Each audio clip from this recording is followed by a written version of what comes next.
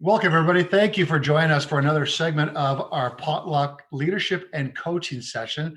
I hope you're safe and well and enjoying your week. This is Hump Day, Wednesday Hump Day. We're going to have a lot of fun because our three previous guests, I got to admit, Ray Zahab was pretty special. Alyssa Lansdowne was really cool. And Vernon White, the former police chief, certainly was outstanding to open up the entire program. But this one is one of those segments where I've been really looking forward to because this could go on for 20 minutes and the cops may show up or it might go for an hour. So we're not sure which direction this is going to go in, but I'm fired up because it's my old boss. And she's probably tired of hearing it, but she's the first female executive GM of a professional football team back in the day, 1989. That, of course, is Jo-Anne Polak. Jo, how you doing? I'm good. Ken, you? I'm doing well. Thank you for joining me. Is that your quarantine beard? Well, you know, the Amish market, the demographics available. So if anybody asks, my name is Jebediah. It's very gray. I know. But then again, so is my hair. But yours looks really cool. Like it looks like you did it on purpose. Like, but a guy with a beard now like this looks like I should be working the field. That's the one good thing about being in your 60s is that I don't have to worry about coloring. All these people who have their gray roots. Yeah. But when you're in your 60s, you don't give a crap. The funny thing is, most of any of your gray hair didn't arrive recently. It started in 1989 when you became a GM and the leader of the Ottawa Rough Rider football team. There's so much I want to get into, but let's go back in time because I remember that moment. I was with the team in 1988 and we were bad. And you showed up. 2-16, Ken. 2-16. 2-16. Yeah. I know. I'm amazed we won 2 games. Yeah, I don't know how that happened. But I think what it was with the X factor was always Hull. You can always tell the opponents went to Hull the night before. They were a little off for the first part of the game, but we always found a way to give it away in the second half. But I remember you showing up, and I'm thinking she's either the new boss or this team is so bad she's the new quarterback. Well, tell me about how you got the gig. It's actually it's a long story, so I won't get into all the details. But right. I was doing communications. I've been in corporate communications my whole life, and I was working for an agency. And it was one of those really rare moments that I was at a dinner on a like Wednesday night, and I ran into a fellow who I didn't really know all that well, and he took my business card and said we should have lunch. So the next morning, he was in a meeting with the group of limited partners who were about to try to buy the Rough Riders from Chum. Yeah. And so they were all sitting around and they were talking about who they should get to come in and do communications for them. And typical Ottawa, every time somebody said a name, they'd say, "Oh, I hate him," and somebody else said name, "Oh, I hate her." And then this Gordy pulled my card out because he had the same jacket. Yeah. And he pulled my card out and he said, "What about Jo-Anne Polak?" And because nobody knew me, nobody hated me. So they said, "Well, come on in." And so he called me on the phone and said at 8:00 and said, "Can you come over to Gowling and Henderson?" I'm like, "Okay." And then that was in 1987 and the rest is history. So I started doing work for the team and it was that random. Life is that random. Had Gordy Hamilton, who it was, been wearing a different jacket.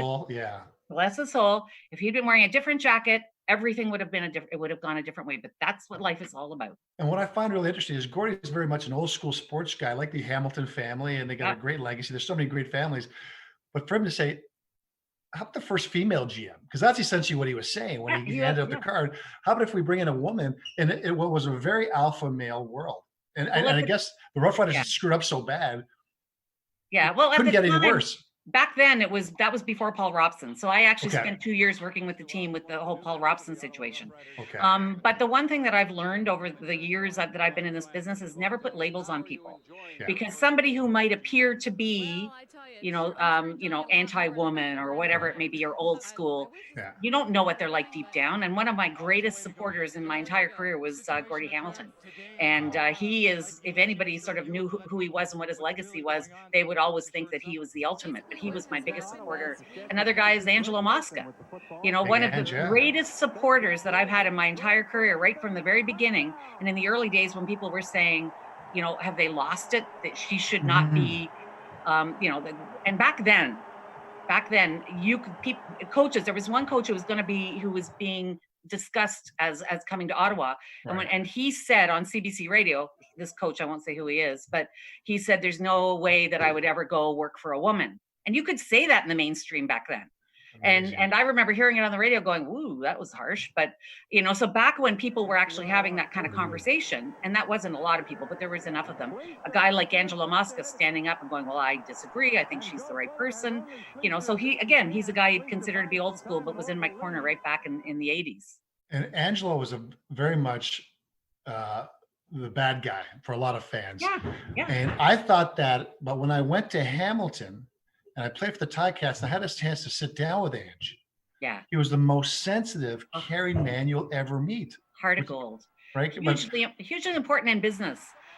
Is to never put labels on people, or never, you've got to kind of let them be who they are. And I learned so many lessons in football that have carried me, that I'm applying like today, that I learned way back then, in 30 years ago. It was 30 years ago, Ken. So what were you feeling that morning you woke up? You said, okay, I am now the GM of this football club, and I got to go to the stadium now and hang out all these test pilots, walk around in jock straps. Well, it was interesting because there were so many people that were in my corner. You saw it firsthand. Without a doubt. I had people in my corner. I had Ken Evraire in my corner from day one. Yeah. I had Damon Allen in my corner. I had Dean Dorsey in my corner from day one. I had all those guys. I had the Ottawa fans in my corner from day one. The people, who, there were some really ugly situations, but they were few and far between. So one of the interesting stories is I went in and I sat at my desk, and two things. One, I looked over and there was a spittoon full, and I almost lost my lunch. Yeah. And that was from the previous guy. And then the other thing that happened is I opened the books and realized we were, millions of dollars in debt. It was worse. It was worse than you ever imagined. Than I had ever thought. And I was so young. I was 29. Yeah. Think of it that way. I was 29 and I didn't even know that this was really ridiculous. At the time, everything was fine by me. But now looking back, and at the age I am, and having been through what I've been through, I look back and go, what was I even thinking? Or what were they thinking? Not the woman thing, that, bringing a 29-year-old kid in to do something like this. Without a doubt. And my first thought in terms of the transition and how difficult it was going to be, and knowing how bad it was, when I went to see Paul Robson for Always Let Go, and everybody knew he was being let go. And I think I may have started 3 games, and I had a bonus for $500, I think it was, for each game I started. And he asked me how many games I started. I said 3. He says, no, you started 18. I said, no, I started 3. He goes, no, you started. Right. I took the money, but I thought he's just giving away the money. And it was a sign that they really need to change things. And not just change the books, but change the way people spoke and discussed the team, and give them a reason to come to the park. And I think that was really priority number 1 for you, was to give people a reason to come to the park. And it started even the people who worked in the organization felt it was rotten to the core. For example, a lot of the players have been treated really poorly, and somebody, some of these players, them, they come from some place in the States. They don't know if they're coming to Saskatchewan or Ottawa. They land at the airport. Nobody meets them. They're left on their own. And so you realize that there was a lot of things broken even before we went out and looked at the fans. And like one day I remember, I thought, okay, I'm going to sell sponsorships. And so I went to, a bank, and I said, hey, I'm here, would you like to buy a sponsorship, whatever? And they said, how dare you show your face here? And I'm like, what? And they go, well, we booked last year. I booked a full barbecue, and we got, then I had 1,200 tickets that I bought, and we showed up, and nobody had set up the food.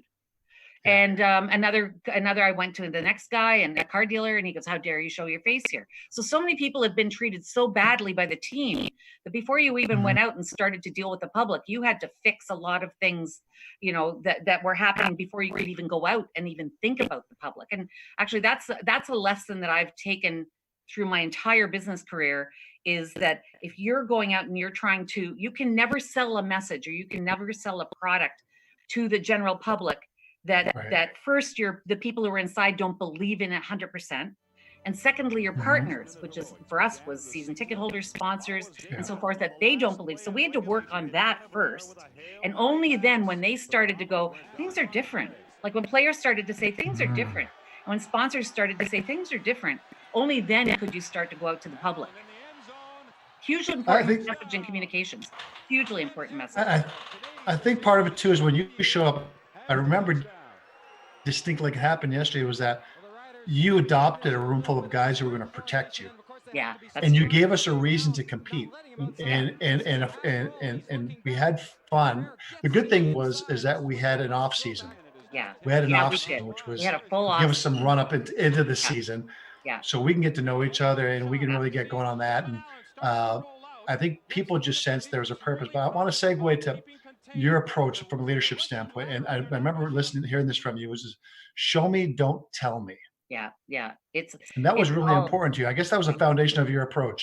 yeah, that's very much my I've got a lot of quotes I throw around a lot, but one of them is if you want people to know you're funny, don't tell them you're funny, tell them a joke. Yeah.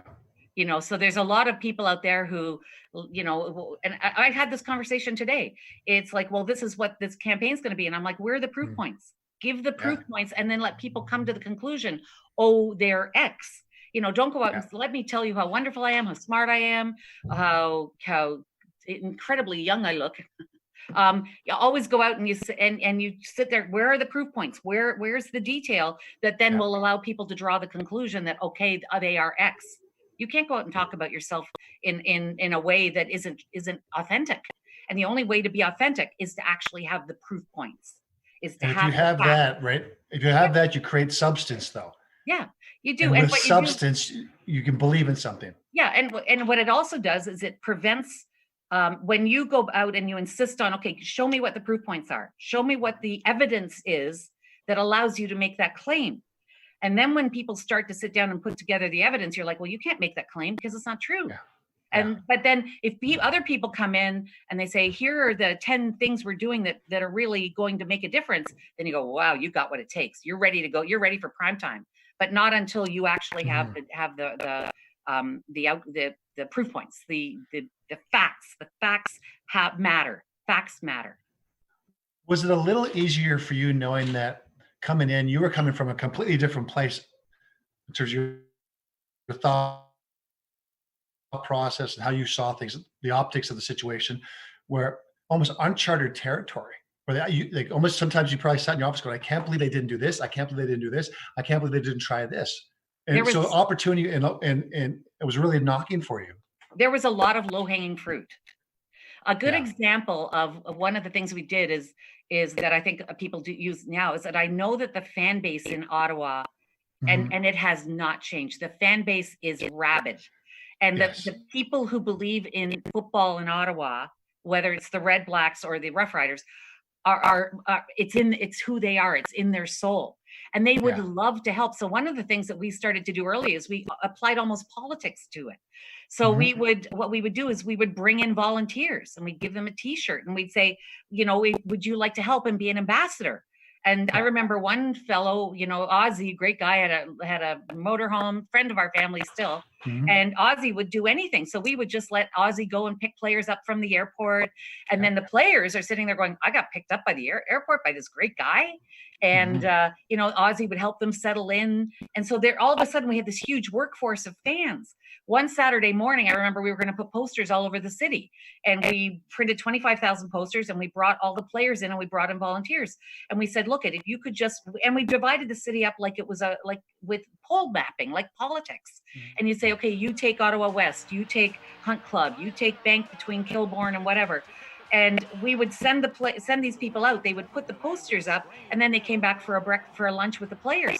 Well, everybody was happy, and overnight we had 25,000, Rider Rage posters in every single window in the city. Well, that's just, and all we paid for, and we didn't even pay for the posters because our president was a printer.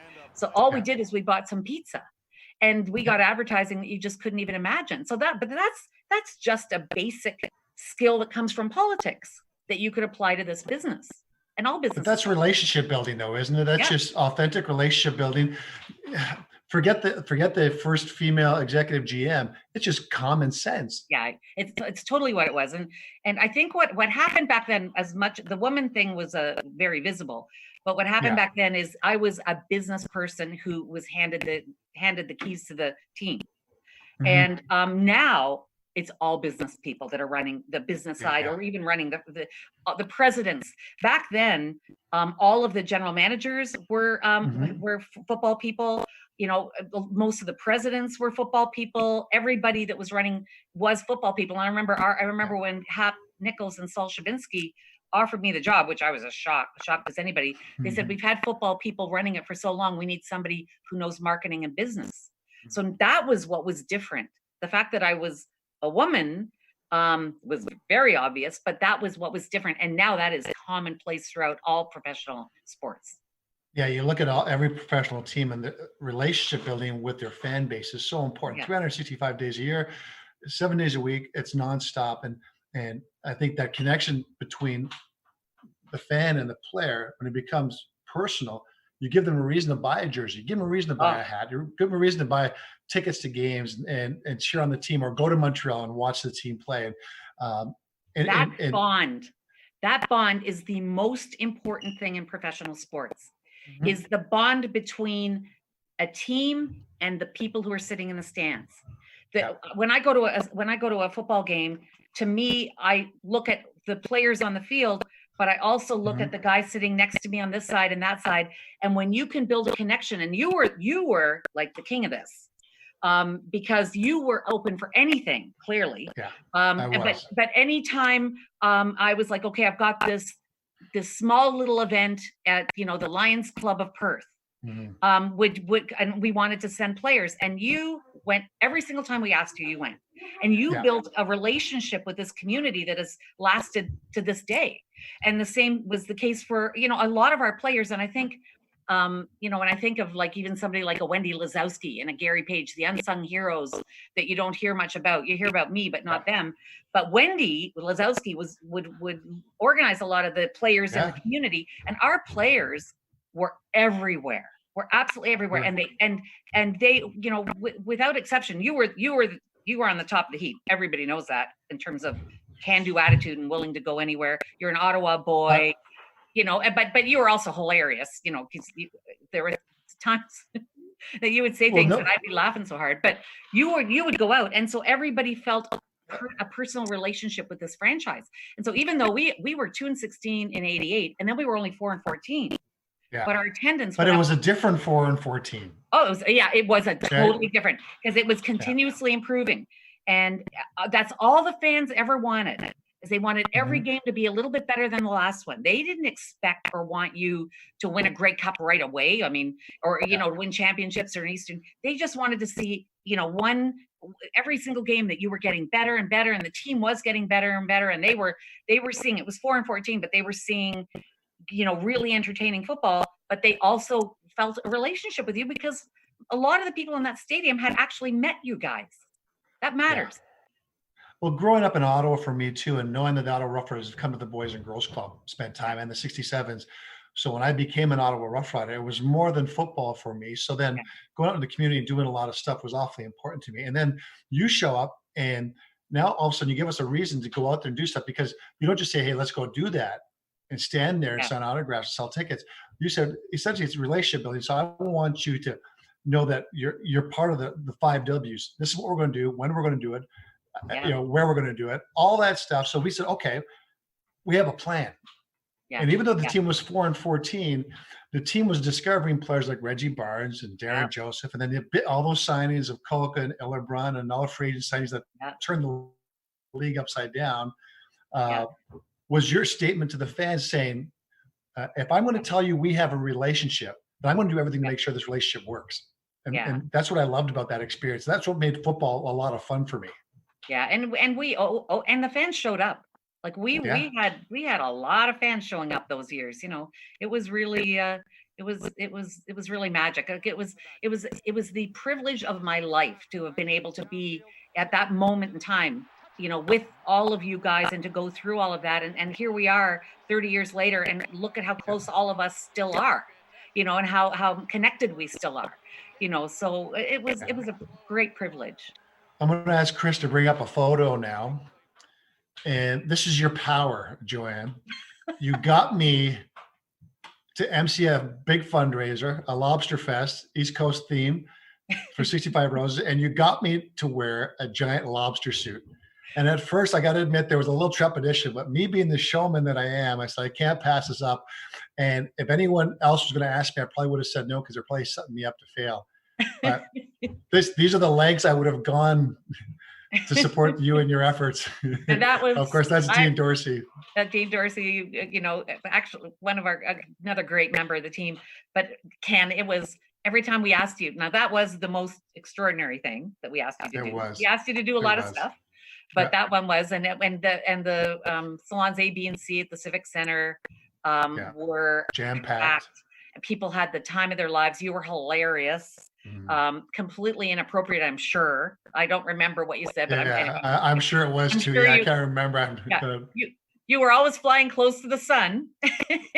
But Icarus. But you did. I was Icarus. Yeah, it was great. It was great.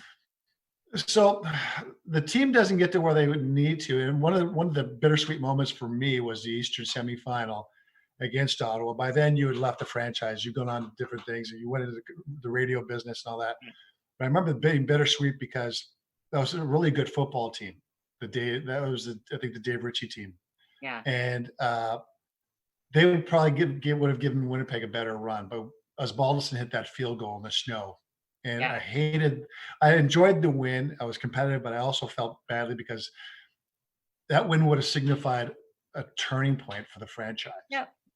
Yeah, no, and that's what sports is about, right? I mean, it's it's a game of inches, and some people are heroes, and some people never get to experience that. Like I would, it's because it was our team, but then I'm also like a crazed fan, so I also feel now that like, and I know so when the Red Blacks have the game they did in the Eastern final game where they went and won the Grey Cup. That moment was one of the great moments. And as a fan, I feel as invested as some of the players as most of the players who come through. Because the interesting thing, and this is why the value and the importance of the fan, and again, it's an important message in communications, but as a fan, the fans are what stay. Yeah. Teams come and go. Ownership comes and goes. Coaches come and go. Players come in, grow up, move on, and now other people's children are there. But the fans are what is the constant, and the fans are what stays. Yeah. And so, you walk around Lansdowne now, we just keep bumping into all the same people that we bumped into 30 years ago, and their children and their grandfather, and they're telling you stories. That's what makes sports magical. That's the constant. So as a fan, even though perhaps I wasn't on a field, or it wasn't my team or whatever, as a fan, you get to enjoy and celebrate those moments, and they mean, I believe, as much to the fans as they do to the players. But you made it so much fun because some of the promotions, we had the paper airplane contest, if you remember that. Yeah, we did try a lot of the worst. The worst paper airplane was sort of bad. It was bad because the problem the flags and the color of the paper airplanes were the same color was the same as the Rough's flags. Red flags. And I remember them running in and I remember even the TV guys couldn't say, they'd go, "There's a flag on the play." Nope. There's 48 flags on the play. And I remember John Wells running into my box during the game. "If you ever do this again." The other real bad one I did was I thought it would be a great idea to give out baby rattles when we played the Argos. Yeah. Because and that was great. So this honestly was what happened. So the whole stadium is going chicken, chicken, chicken. I'm like, this is so awesome. Yeah. And then the Argos, as they did to us all the time, I think they ran back a kickoff for a touchdown. So it's 7-0, 45 seconds into the game. And then we fumble the ball and they run back for a touchdown. So 2 minutes into the game, it's already 14-0. So now the fans go completely mad and start throwing the baby rattles at the Argos. And so the Argos actually had to go stand underneath the lip of the Southside stands because they were getting pelted in the head with baby rattles, which are projectile objects. Who thought? And I had to apologize to the Argos. I had to apologize to the CFL. I had to apologize to the people of Toronto. Yeah, you forget about those, but every now and then you're like, it wasn't all magic. But the kazoo one, that was a good one. That was a great one. That was a fun one. We handed out 20,000 kazoos. And at halftime, we wanted to break the world record to have the largest halftime show ever, and everybody played Bridge Over the River Kwai. Brian Mulroney was in the stadium that night, or that I day. remember that. I Yeah, remember so that. that's the kind of that's the kind that was that. But that was, again, that's business, because the reason we did that was because we had no money to advertise. Yeah. So we To be would come up creative. with these crazed ideas. We used to call the Mhm. David Letterman School of Promotion back then, the crazed ideas that would get us all sorts of attention that actually moved tickets, because we had It's no true. money to spend on advertising. We had no money to spend on promotion. So we just came up with ideas. The first one was Lansdowne Park, where we actually had people bringing umbrellas, and the Dome Stadium had just opened in Toronto. The young people are like, what? Hasn't it always been there? I know, no And I mean, idea. so right away we realized that this is how we're going to, and again, that came from, that's brainstorming, just having a bunch of people in a room, brainstorming, coming up with ideas, and then seeing what works. And some of it works, and some of it really bombs like baby rattles. As fun as it was, there was also some challenging times. And I distinctly remember, and I want to get into it, because people the odd time have asked me, how did you end up in Hamilton? And that was a tough one. Two of the three toughest moments in my career were connected to you. Yeah. One was when I got called into Steve Goldman's office, and you were sitting there, and found out that my cousin had perished in an auto accident downtown. So that was tough. But to have you there meant a lot to me and meant a lot to my family. And then I was called in again, but you were out of town, and I found out I was claimed on waivers. Yeah, I was claimed on waivers by Hamilton, and it was essentially a punch, a shot back at you guys for signing all the free agents. Yeah, so it was payback. There I am, a Rough Rider, and I ended up becoming a Tiger Cat, which ironically, I played my best football there. Yeah. Well, and what happened is there was, back then you didn't sign free agents. Imagine now, imagine what the courts would do to you. I mean, that is just that's beyond. But back then there was a gentleman's agreement that you didn't sign each other's free agents. So basically keeping the salaries, as low as possible, and treating the players like they're just items. They're not people. Yeah. Anyway, so we went out and we did a big splash and signed a bunch of free agents overnight. And it was big, and it was and it did not endear us to our the rest of the league at all, to say the least. So that's an understatement. But what happened is one of the things you would do too is you would put somebody on waivers who is injured or who wasn't injured or whatever. And so basically what happened is you should never have been claimed off waivers. If we knew people were going to do that, we shouldn't have done it in the first place. Yeah. We should have protected you. You were a great player in the team. You were a great leader in the community. You had become like the face of the franchise. And then all of a sudden, because of payback and because of our it never should have happened. All of a sudden I'm getting a call, and I'm in Fort McMurray about to go to a sports dinner, that you've been claimed off waivers and you're on your way to Hamilton. And I remember just being sick to my stomach and couldn't believe it happened. And oh my God, it was one of the biggest PR nightmares actually that we had as a team, because the city was furious that it happened. Yeah. Everybody knew that but it was really a difficult time. But it represents so many things that were going on in the league at the time. Yeah. Now you'd never sit back and say that a whole bunch of teams colluded to keep the players' salaries down. That's an unthinkable concept right now. But you'd never have a Tom Brady, for example. For those of you who are business people, not football people, Tom Brady wouldn't be in Tampa Bay right now, because Tampa Bay would never have taken a player away from New England. Would never have signed him. Never signed him. But that, of course, it's against the law. Like, it's against the friggin' law. But you were the casualty of that, and you became the face of it, and it was retribution for what we had done. And it was good for you. I remember when you came back for the first time when you were playing for Hamilton. Yeah, it was a big day, for the stadium. It was a big day for the fans, because they never got a chance to say goodbye to you, and that was something else. Yeah, but again, the interesting thing is, it didn't come. It nowhere came close to challenging our friendship, though.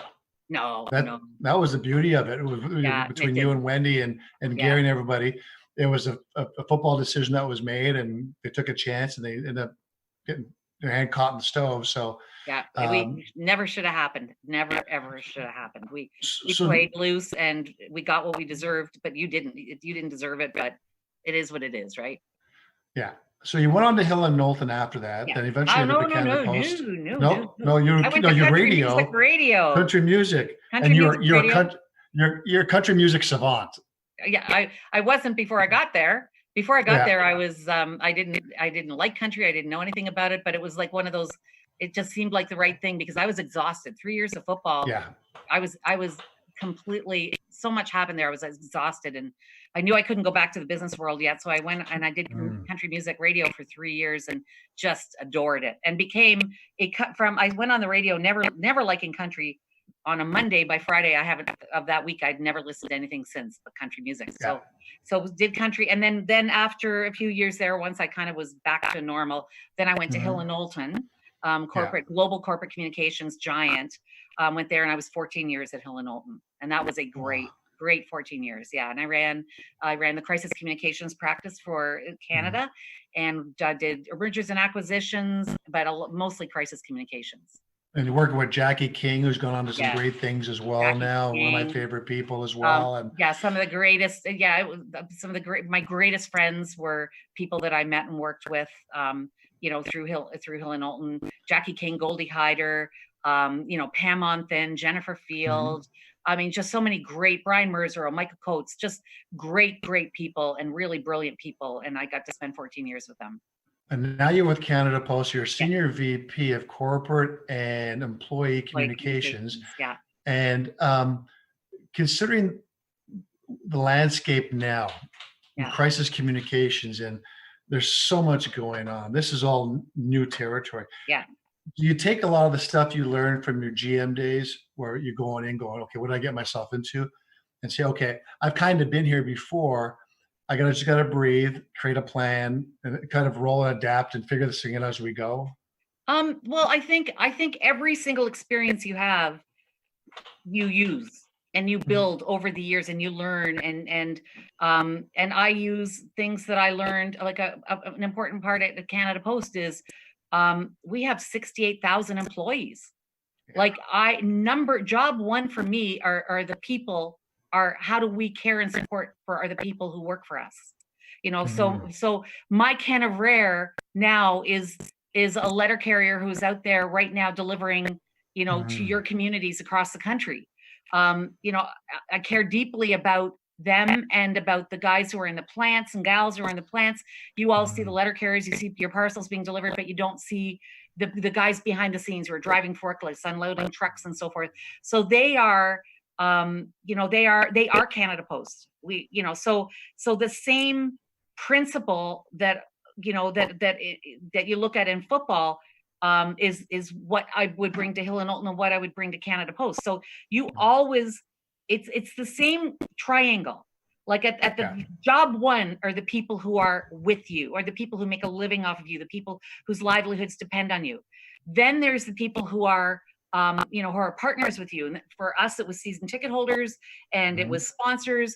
For, with Canada Post, it's very much our shipping customers, other associations and so forth, people who have personal and direct relationships with us. And then there's, of course, the general public. So it's the same model that applies to absolutely anything in corporate communications. So, and what people get wrong in corporate communications all the time is they will measure. And I'm not talking about Canada Post now. I'm going to I don't want to talk about, where I am now. It's not appropriate. But people tend to measure success and failure by what they see in the media or in the public domain. And that is just not the case. Yeah. A lot of times when I was at Hill and Knowlton, I got called to do TV all the time. Oh, you're an expert in crisis communications. Could you come in and do, TV on how you think so-and-so is handling a crisis? Yeah. And I'm like, I can't do that. No. I'll never do that. And the reason I can't do it is because the only thing I see is what's in the public domain. I don't know how they're treating their employees. I don't know how they're communicating with their employees. I don't know how they're communicating with their partners. So I'm only seeing the tip of the iceberg. And when you think about, you've heard me talk about the iceberg. When you talk about corporate communications, it is an iceberg. The Yeah. stuff that's in the public domain is the stuff that's above the water, the small part. The biggest part of corporate communications is what you don't see. It is the employee communications, it is partners, it is customers, it's all of those things. So you might take a look at something and say, look, at so-and-so got a really bad story in the Ottawa Citizen, or somebody is really getting killed by this media. And I'm like, that's not a measure. That's not the only measure of how something is transpiring. Or they might have got a great story, but then the people who work for them are absolutely, are in a terrible situation. So corporate communications is the whole thing. It's not just what you can see in the public domain, and you cannot determine success or failure of any kind of communications based on what you see in the public domain. That's just a piece of the pie. It seems like, though, there's a plate tectonic shift right now, a major shift in the way people absorb information. Yeah. And they're not willing to dig deep. They're not willing to go below the water to find the story. And so they're easily being directed, manipulated, influenced. And we see it in politics. We see it globally. I look at it completely different. My job is to advocate for the receiver of the information. Okay. My job is it's up to me to understand what's going on in their lives right now. It's up to me to understand how much pressure they have. Yeah. How many, it's not up to me to tell them that they should dig deeper. They do dig deeper in the things that matter to them. And there's also, there's so many more channels to reach people. Back in our day, in football, you could get on all the morning shows, and you could get on CKOH at 6:00, and you could be in the Citizen and the Sun, and you would blanket the whole country. Well, that's just not the case anymore. Everybody's going to different places to get their information, and they're being bombarded by information. So what makes you think they should be listening to you? Yeah. Why? Yeah. That's not the case. The fact is, their information is coming at them from a million places. They've got conflicting priorities. What information do they feel they need? It's up to them. It's not up to us to say they should dig deeper. No, it's up to them to live their lives, and then to figure out what part of our story would they find interesting. Yeah. What part of our story would make them want to learn more? Not I have a story and you should listen to me, not that guy. Like, come on. It really is about understanding where people are right now. They're being bombarded, what's going on right now.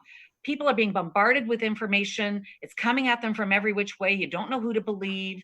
So what you do is you hunker down, you spend more time with your family, you spend more time, talking to your friends. Yeah, you avoid the noise. Yeah, you go to the places where you think that the information is. Like, for me, it's all about football and country music.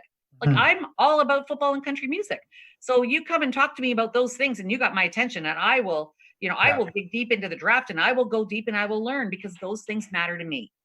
And other things that people say, well, you should know more about this. Why? So always advocate for the receiver of the information, and recognize that in this new world, that they can go and get it from a lot of different places. So the things that matter to them, they're going deep on. The things that are just a passing interest, so be it. That's the world we live in. We got to get over it. And for those who don't know, you are a huge Buffalo Bills fan. This is a big weekend for you because of the draft. It's going to be virtual. So it's an exciting time for you as a football fan. But I want to get back to the ceiling. The thought was, Jo-Anne showed up, and she became the GM, the executive of this professional football team, and she was going to knock the ceiling. She's going to break that ceiling down. Yeah. Did that happen? It did. Because a lot of people were in my corner. Yeah. And a lot of people wanted me to succeed. And I didn't run into the, now some of the things I ran into, if it happened now, oh my God, you'd be out of work, you'd be out of whatever. What happened is people gave me a break and gave me a chance. And where I always felt good was, keep in mind who my competitor or my peers were. Peers, that's a really loose way to put it. But the president of the Toronto Argonauts was Ralph Sazio. Old school from former Hamilton Ticat. 80. Yeah. So he's had a lifetime in football. I'm 29. And I come right out of left field. So Ralph Sazio's looking at me like, what could she possibly know? And he's right. He's right. Mhm. Cal Murphy, 63 at the time, he's passed now. A lot of these guys, but what I found is a lot of the older school guys, who was I to say that they owed me. They owed Yeah. me nothing. They owed me Yeah. nothing. I had to prove that I belonged by making sure our franchise was secure. But what you saw the older guys going, "This is ridiculous," and then Mhm. as they got younger, you saw Yeah. attitudinal changes right instantly. Mhm. So I mean, some of the younger coaches, like even Bob Abilovich, right? He was probably in his 50s, Yeah. maybe late 40s, or Mike Riley, who was a coach of, he was in his Yeah, 30s. Winnipeg, He was yeah. a coach in Winnipeg and then went on in the college in the US.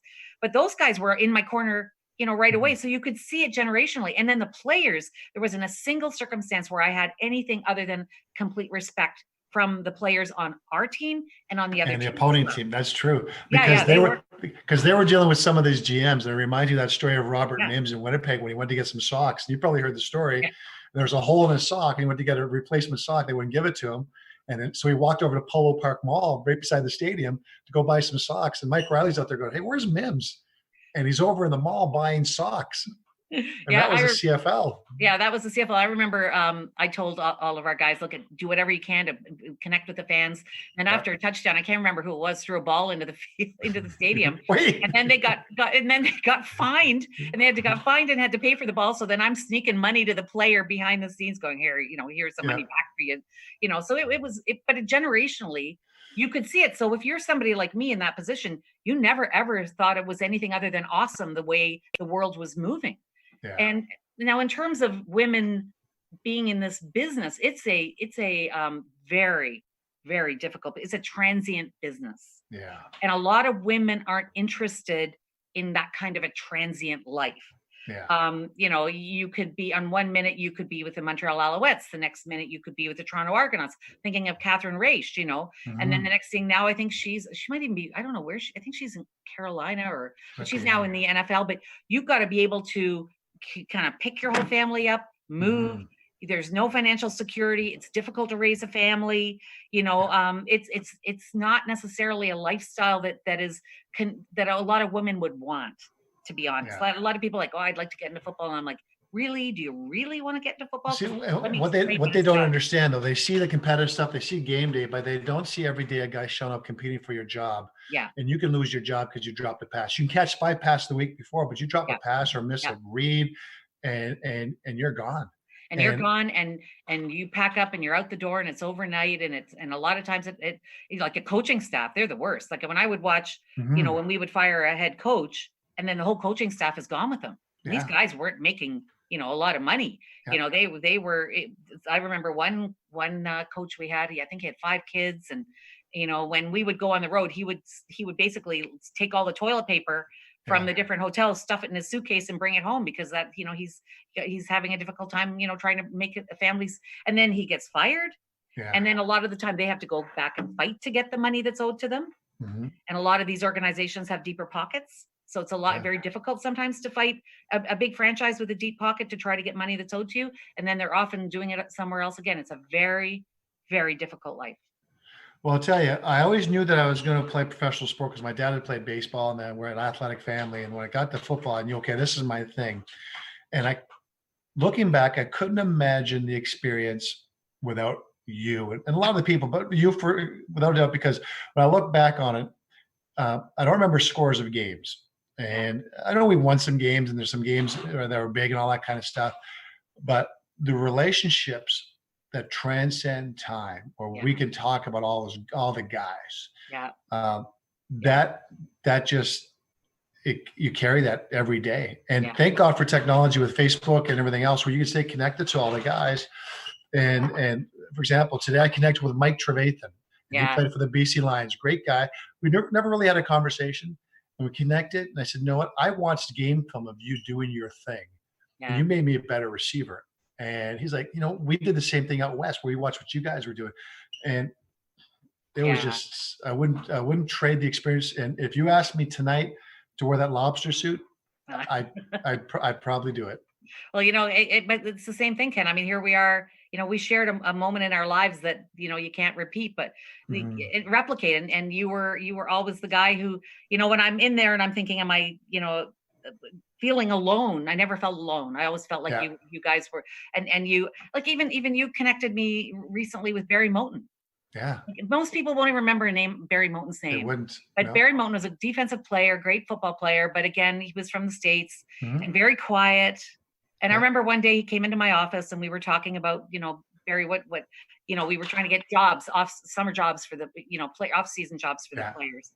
And I remember Barry coming in and he said to me, I said, so what do you do? And he goes, I'm a sculptor. Yeah. And I'm like, huh? And I'm like, okay, you're a sculptor. Well, Barry Moten, Google him, guys. Barry Moten is one of the great sculptors of sports memorabilia, now years later, but we just connected 30 years later. But I remember that moment. It's the people, it's the Ken in a lobster suit. It's you and me being on 54 Rock with Pat Cochran and you doing an interview and then I couldn't, I was laughing so hard I couldn't even go back. I cracked some joke about, because you did the weather bit and there's windy or something. That's I'm not going to repeat it. Do you remember? Yeah, he couldn't repeat it. And I couldn't believe he said it on the air, but he did. And it was all of those moments. Those are the great moments. But that's life, guys. That's life wherever you are, is you've got to kind of embrace the moments and embrace the people. Yeah. Wherever you are, it's like the Hill and Knowltons and the Jackies, Jackie, who's one of my, somebody who, I won't tell you what our rules are for being good friends, but it's let's say it involves alcohol. Yeah. But Jackie, it's like where I am now, the people I'm with now, but nothing replicates those years back with you. And it's funny how it works, because I met Jackie and worked with her for a little bit, but then her son George is a really good athlete, and I got him a tryout with the Red Blacks. Yeah. And I remember her coming over to Carlton U to watch him practice. She was so proud. And she was so proud of him. He's such a great kid too. So thank you so much. Thank you. Always great catching up with you and chatting. And I'll see you at the football park when this global pandemic is put behind us, and we can chat some more. Send my best to Donnie. I will. He's upstairs, and when I go upstairs and he would have listened to this, he will be cracking jokes all night long. Yeah. Saying. But I know all the best to you, Ken, and I've loved watching everywhere you've gone since. You are a self-starter. You've got a can-do attitude. You're the most entrepreneurial person I've met in or out of football. You've got such a great head on your shoulders, but you've got a sense of humor that just won't quit, and that's what everybody loves about you, is your sense of humor. That's why you're my favorite boss and favorite GM, regardless of gender. Jo-Anne Polak, JP Superstar. Thank you, sweetie. I appreciate it. Thanks a lot. And of course, stay well. Stay safe.